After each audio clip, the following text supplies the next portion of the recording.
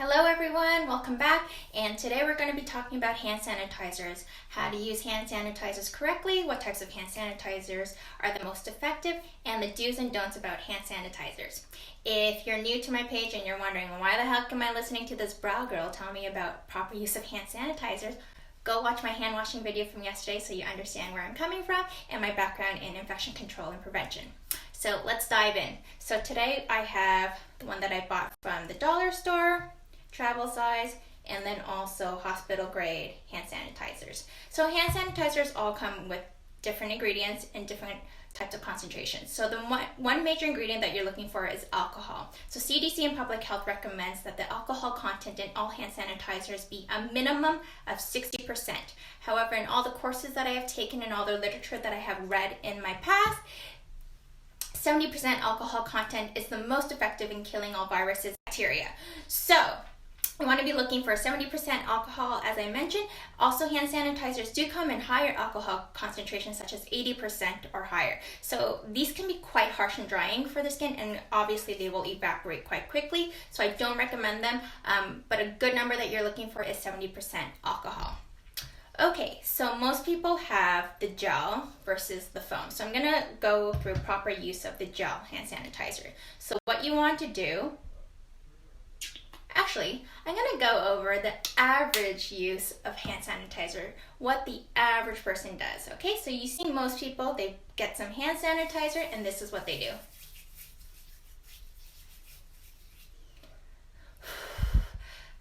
Or they rub it on their pants or they rub it on their shirt because it stays wet for a while, right? Wrong. So this is the proper use of hand sanitizers. So you want to get a good amount of liquid in your hands or gel. So everyone has different size hands. So if you have smaller hands, obviously you don't need as much. If you have bigger hands, you're going to use more. So you want enough to completely saturate your hands. And what you're going to do is exactly what I did in the hand washing video. Same technique as I did in the hand washing video. And you're going to rub, rub, rub in every nook and cranny of your hands. And generally, if you use the proper amount of hand sanitizer, this usually takes about 1 minute. And you want to rub. It's the rubbing that helps the hand sanitizer really penetrate into your hands to kill the viruses and bacteria. You want to rub until the hand sanitizer is completely dry.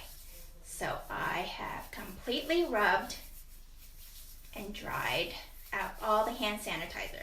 Obviously, the foam sanitizer is going to evaporate and dry out a lot quicker than the gel hand sanitizer will.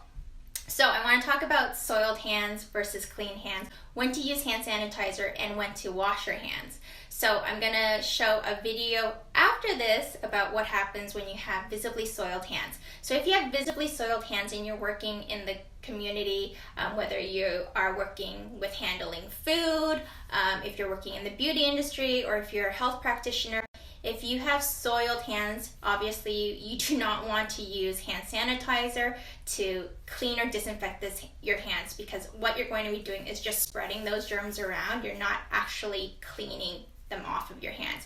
You want to do your hand wash, okay? So otherwise, for the general public, if you're home and you've done your, thorough hand wash throughout the day, and you've just touched the surface, or you read a book or whatever, or you coughed in your hands, or you're going to start preparing a meal for your family to eat, you want to either wash your hands, do a thorough 30-second hand wash, or you can use the hand sanitizer just like I showed you.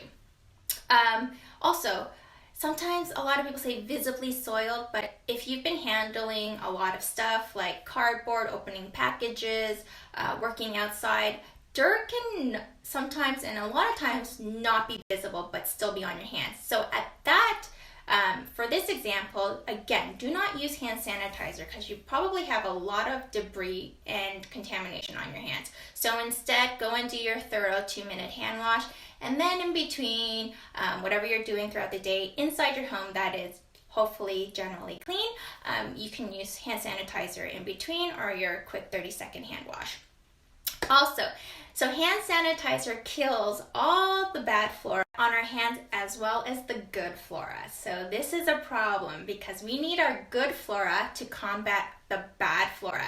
So what we want to do is protect that skin barrier. So I'm seeing a lot of people showing pictures of overwashed hands or over sanitized hands where their skin is actually cracking and bleeding now.